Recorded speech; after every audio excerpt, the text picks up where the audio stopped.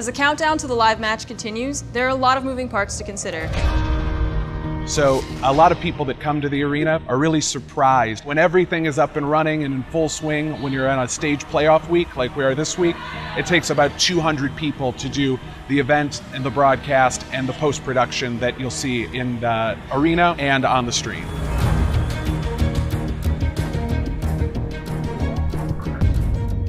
All right, so we are now back of house at the Blizzard Arena, and this is when we start to get into the technical underbelly of what it takes to make the show. This is the machine room. We call it Torb's Toolbox, and this is basically the heart and soul of the Blizzard Arena. About 50 miles of cabling and about 50 gigs of internet is required to keep this facility going. Here we have all of the EVS that you would find in any typical sporting event, like an NFL game, and then what's unique to the Overwatch League are these replay observer stations here. They can go within the game and recapture and re-observe any moment in space and time. But I think Nevix for me has really been the guy that is taking it to another level.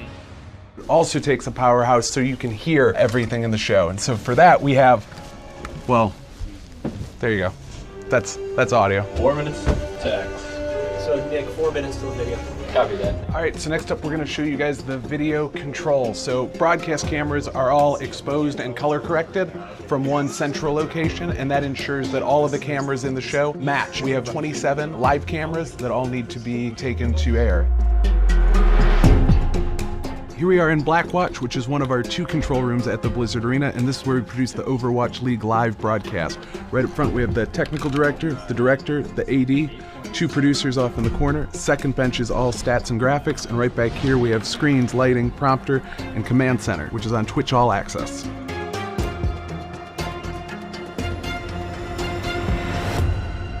Hey everyone, I'm Adam Mierzejewski from the League Operations team. What I want to show you right now is basically what the players do while a match is live. As they go into the stage, they don't walk with their peripherals. They don't have anything in hand because we store that backstage. So I'm going to show you how we handle that.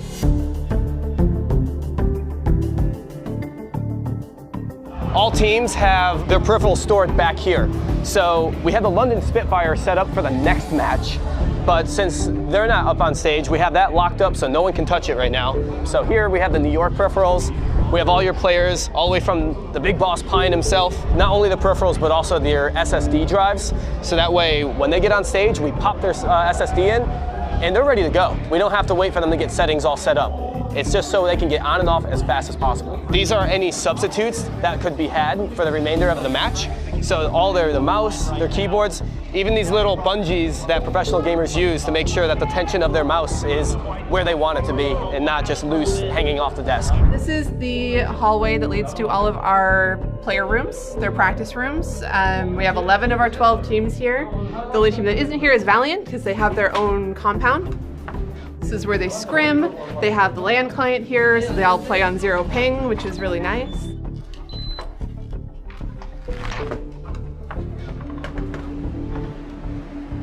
So this is what the player room looks like. They have 12 PCs in here. They get to scrim on these. These are the same specs that they use on stage, so everything should be equal. The pace in post-production is intense as they prepare edits and source footage for the producers. We produce all of the shoulder content for the game broadcast, so that includes music videos, features. We got a chance to sit down with some of their superstars, Striker and Gamsu, to get their thoughts on the undefeated run and who they want to avoid come the stage playoffs. I'm working on a piece here for the Overwatch League, and this is a feature of the London Spitfire house. The goal of these pieces is really to get the viewer sort of behind the scenes look at what the players are experiencing. So we try and show what each of these teams goes through. They rely on us a lot, pretty heavily, for daily B-roll, daily cut-down featurettes. For delivering tapes for the broadcast. So if a caster is making a point, he has video to back up what he's talking about. And of course, this is the new hero. If you guys have been living under a rock, welcome back. In terms of volume, it's a crazy amount. It's way more footage than a regular television show in my experience. We're closing in on 2 petabytes. For our side content, we shoot 1 to 2 terabytes a day. The Gamecast usually produces anywhere from 18 to 24 terabytes a day. That's just a daily thing. We're just such a small part too. There's so much other stuff happening around it that it's like, Yeah, it's a huge effort. So we're gonna walk out into the Blizzard Arena, and one cool thing you're gonna notice is the halo overhead. That tracks things like team victories, team walk-ons, and also objective status within the game. So this is as close as I'll ever get to knowing what it feels like to walk out as an Overwatch League player.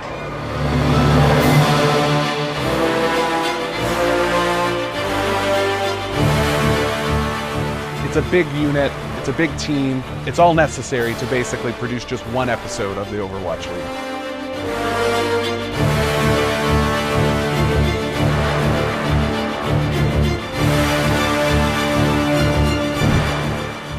Join us next time for more exclusive looks backstage at how it all comes together, the Overwatch League.